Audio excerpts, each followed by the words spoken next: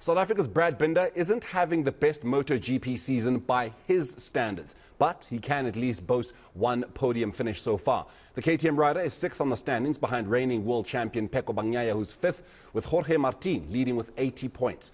The 2024 campaign moves to Barcelona next weekend, and joining me now to speak about the season so far is South African Superbike champion Clint Sela. Clint, a very good morning to you. Thank you so much for coming through once again. Always a pleasure having you. He's 6th.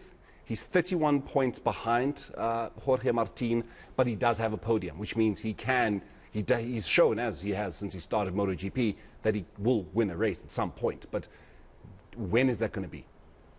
Yeah, I mean, this year started off really well with Brad, because first round of the year he did sprint race second place, the main race second place, and I think all of us were sitting back and going, okay, cool, this is the year, this is when it's going to happen.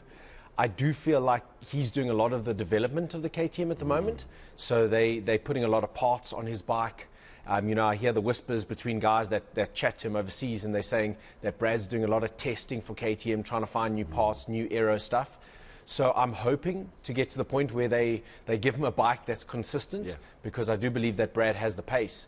But yeah, it needs to happen now. If he's gonna have a proper go at the championship, I think he needs to start running at the front pretty much from now onwards, I would say. I don't want us to talk about Brad not with KTM anymore, because he looks like he's very much invested in this team, very invested in him quite a lot. But if you were a team principal of any of these teams, and you had a bike you could give to Brad to win a world championship, what bike would that be?